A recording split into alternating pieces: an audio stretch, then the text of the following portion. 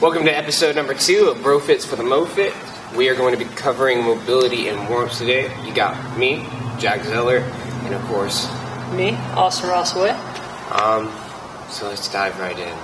So today we're going to go through what we want to do pre-workout versus post-workout, and how things have sort of, I guess the dynamic culture of mobility has kind of changed over the years. So typically what I find when I talk to people is when they think of mobility, they think of being more flexible, which we've all, well not all, but we've come to learn that it's not necessarily what we're talking about as far as mobility. Yeah, mobility is active range of motion. The ability of the joint to actually move, not as much how pliable is your muscle. So when we're thinking about warming up, so when we're thinking about before workout, what are we going to do to get our joints mobile, getting them moving? We want to think about warming up the muscles around them, warming up the tendons, getting the ligaments moving as well. So we're going to do things that are going to benefit that versus post. We may spend a little bit more time digging into the muscle, relaxing some muscles versus before we want to activate those muscles and get them going. So I'm going to pass it off to Austin, the joint rotation king. He'll talk a little bit about joint rotations and we'll move on from there. So joint rotations are, in my opinion, a good thing for any athlete to do pretty much every day. So either right before you work out or even just right when you wake up, just to get things moving. What they do is they help build, as Jack is doing right now, some joint rotations. They help build the joints, help keep them healthy because motion is lotion. So if you move your joints more, the more that they will be able to move when you need them to. Okay, so what it does is it helps activate, helps bring synovial fluid to your joints and to keep those healthy. So simple things, they're not always rotations. Sometimes it's just simple moving things back and forth. But as some of our members have come to know them as, it's in all of the circles type warm up. So arm circles, moving your hips in circles, wrists in circles, ankles, all of that will help build those joints. So after we do some of that, just getting the joints moving, we can move into more of the dynamic stretching. So that's things like doing walking lizards, the Samson stretch.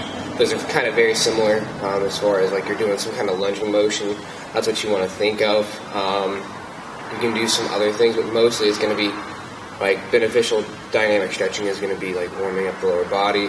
You can do some things for the upper body, but mostly it's going to be lower body stuff.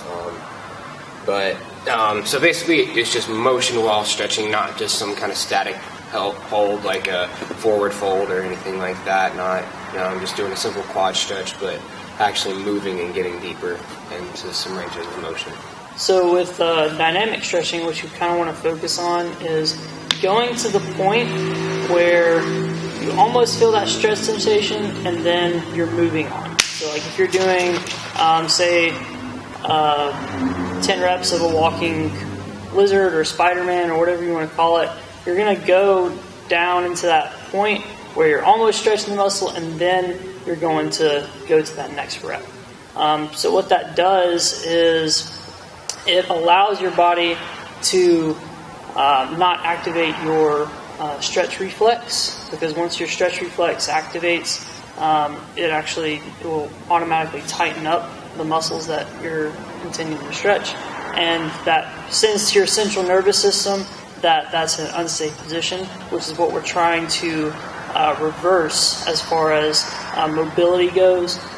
Most of the time, mobility is it's there as far as flexibility, but central nervous system wise, your body doesn't allow you into those positions because it perceives them as unsafe. That's kind of like how someone can go into a full depth squat when they're holding on to, say, a pole or a weight or something, but they might not be able to squat down actively.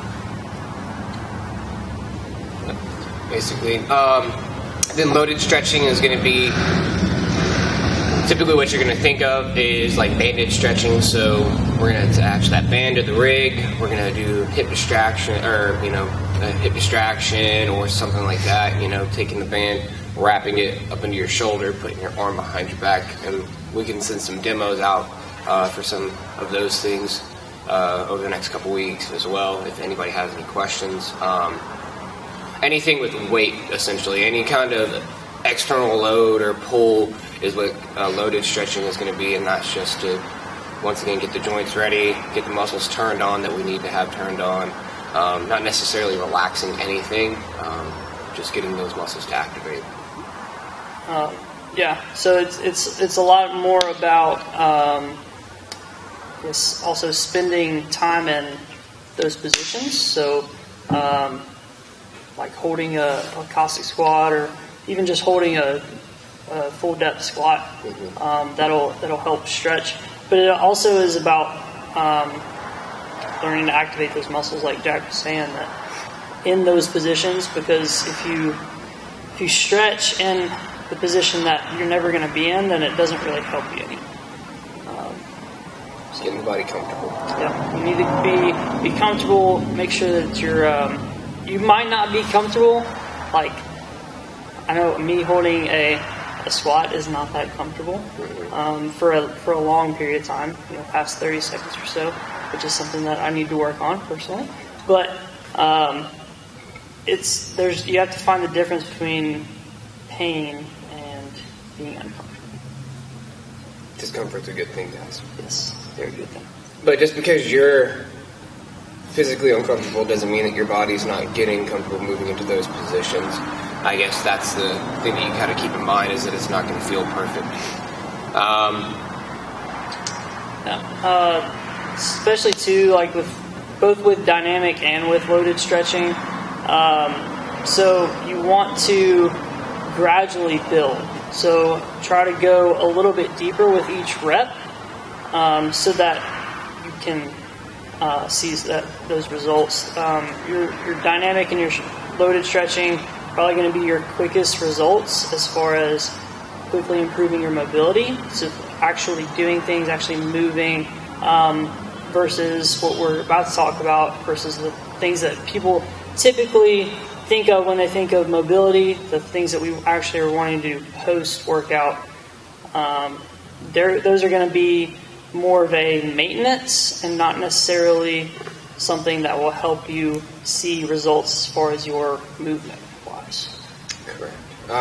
So first is, hold on, before we do that, I wanted to go back and touch on dynamic stretching. So one thing that it's not, that I think some people also think, is ballistic stretching, which is slightly different. So you're still moving when you do ballistic stretching, but ballistic stretching is when you get to that kind of point where you feel that sensation of stretch, and then you're bouncing, and that can be kind of dangerous if not done properly. You can risk tearing muscles.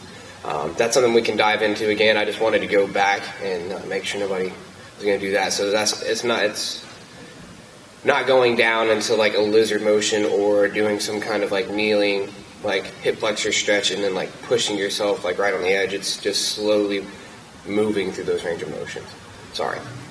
Now to go forward. Yeah, I thought about that, and I was like, I feel like we should talk about that really quick. So post, we're going to do things like static stretching. That's holding a position, and that's when we're getting that relaxation. That's it's going to make your body feel better. this is the feel good / not necessarily feel good stuff.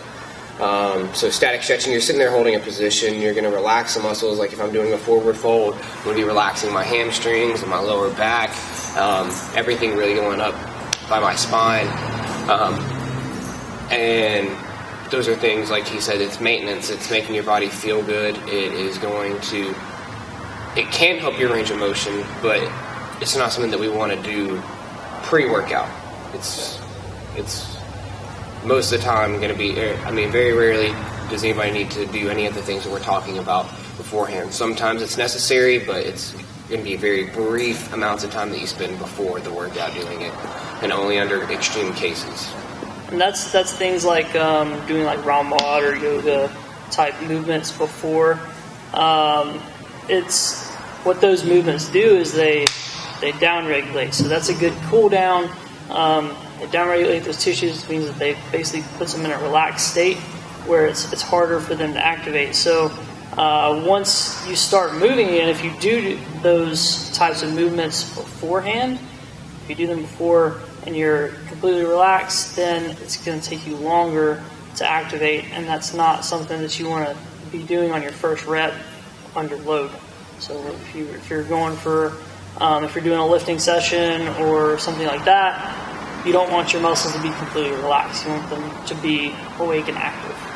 Right. Going further into that relaxation thing is the foam rolling and like the smashing. So that's when we're going to get the foam roller out. We're going to get the lacrosse ball out. We're going to find where that knot is that's giving you that issue. That's like a lot of people overhead positioning.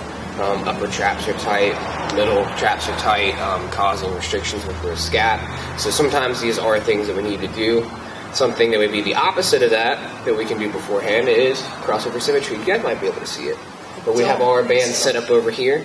And that's something that you can do to help help your scapulas move, get those muscles activated beforehand. Foam rolling, or rather taking that lacrosse ball, sticking it back there, and doing our range of motion right here. That's going to improve our range of motion. It's going to help relax some muscles, but it's, once again, post-workout. We're rolling again. Okay, so we're having a restart from where we left off because the camera shut off. Technical difficulties, as usual, here at CrossFit Adrenaline. So what was the question again? So we left off, my question was to Jack, his thoughts on if someone has some either chronic tightness or if they've had some tightness after a long week of training and they want to come in and train, say it's Friday, and they want to train, but say their back or their hip flexors are tight, about rolling to loosen those up enough to the point where you can activate them again. Yeah, so with that, I would stick with a short time frame of where you are doing the foam rolling or a little bit of stretching. So like for the back, if you need to take the foam roller out and go back and forth over the lumbar spine for 30 seconds to a minute, that's fine. Making sure that we go back and activate those muscles. So we do some good mornings of some sort, something to get everything moving again, making sure that it's woken up before we get to the class. So make sure that if that's something you're going to do, that you come in before class with enough time to do it. Just like, or before you're training, like have that space spaced out. Know that that's going to take precedent before you, even if something else in your workout has to be taken out, we want to make sure that we do that. So for like hip flexors, then we're going to go, I would recommend this couch stretch or like a half kneeling hip stretch. So just driving your hips forward, making sure that we open it up. Same thing maybe for that, 30 seconds on each side, and then as we squat and stuff like that, we're going to get those muscles warmed up. If you need to, always ask the coach for some things that you can do as well. They'll be able to help you out. One thing to take into account with that, though, is kind of like what we touched with in our last podcast, though, is kind of listen to your body, because our body kind of talks quietly to us, and then it'll sit there and whisper to you, and then you'll wake up the next day, or when you go to lay down in bed later on, it will scream at you and tell you what you've done wrong. So pay attention. So if your body is really wrecked, it's okay to have an off day. It's okay to take a day off, especially if you've hit 4 out of the 5 days of the actual business week or whatever. So if you've hit Monday through Thursday, then you come in Friday and you're like, I'm toasted, man. Like, don't be afraid to just hop on the bike or hop on the rower, do 20 minutes, even if it's a minute on, a minute off, whatever you're comfortable doing. Staying moving, but not necessarily hitting a full-on workout where you're doing like deadlifts and, doing things that are just going to blow your back up. Or if you still want to do the workout but want to work around it, there are ways that we can do that for you as well. Any coach should be able to provide you with scaling or modifications to work around anything like that. Jack has some personal experience in that department. He used to go hard 7 days a week, 365 days a year, and then he would complain about being hurt. But now I'm in perfect condition. He is. Never mind. No, I'm not. My back hurts right now. But he's much better about it now than he used to be. You gotta be smart. Used to be, if I came in and Jack was like, "Oh, I'm taking a day off," I'd be like, "What's wrong?" Because it was something bad. So I took yesterday off. It's good. Ready to hit a hard day though. I think we kind of got cut out when we had some technical difficulties, but I know Jack is especially a big fan, and I like it too. I just don't do it as much as I should. But Jack's a big fan of crossover symmetry. Oh, yes.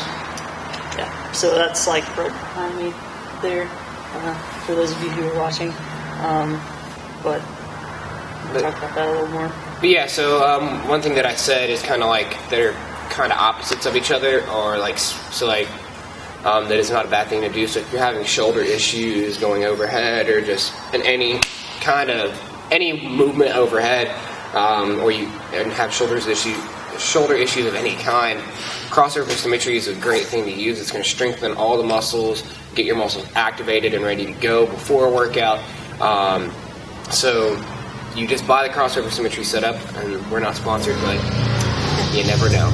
But and it gives you a chart of everything to do, whether it's for activation, recovery, or for even just strengthening. So they have an iron scat program, and it will walk you through. It's just a daily practice that you can do, and it'll improve your shoulder health, regardless if you have a torn rotator cuff. And I don't want to be the guy who's singing the praises or something like that, but seriously, it will help you with anything that you have.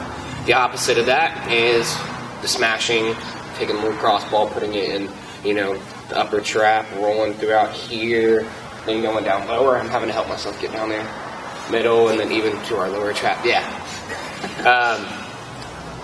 Middle and lower trap as well, and then doing a range of motion here. Those are kind of opposites. One's going to activate and get everything turned on. The other one's going to relax everything. So we got our pre-crossover, and we have our post, the smashing. Yeah. And then if you can't afford, or your gym doesn't have crossover symmetry bands, you can use a regular band. Yeah. Use a regular resistance band, tie it to the rig, grab two sides, pull. It's going to help regardless. But also things like, if you want to work on shoulder stability as well, like light Turkish get-ups, those will definitely help. And help with basically your whole body, hips, ankles, shoulders, core. It's a great thing to do for warm-up and for mobility. And there's all kind of different variations too. So. So Turkish get-ups. Really, any overhead carry of any kind is going to increase your overhead stability. Whether it's you have the server's carry with a plate, you can go right here. You can do even front rack carries are going to help. Doing our 90 here or 90-90 here with a kettlebell, going bottoms up. Which we can make a video series about some shoulder stability exercises if you don't have crossover symmetry. If you would like that, comment below. But yeah, that pretty much sums up my thoughts on everything today. What are your thoughts, Austin? Anything else you want to add? Can't think of anything else. I think we covered pretty much all of it. And I mean, there's tons of stuff out there on mobility. Tons of I know I have a few Instagram pages that I love to go for mobility type drills when I'm looking for something for coaching. We can post those links in the comments and stuff. I'm sure Jack has some too. Let's give a couple shout outs real quick. The Barbell Physio on Instagram. Very good. The Movement Maestro. That one's a little bit harder to know, but basically it's just the movement, and then Maestro as in teacher in Spanish. Okay. I like Achieve Fitness. They've got some really good stuff as far as warming up, as well as mobility type stuff. They're a couple of PT guys that put some good stuff out there. But like I said, there's all kinds of stuff out there. If you guys have any questions, just let us know. This is just a brief overview. We didn't want to go too far into it just to keep things simple. But if you have any questions, let us know. And I think that's it for today. Yep. Like and subscribe. Yep. Let us know Tell your your thoughts. friends. Yep. Join the Mofit fam. Mofit fam. I don't know if this is what we're doing, but That's the Mofit fam right there. I like it. Mo. All right, this has been BroFits with the Mofits. That was. I didn't know that you were going there.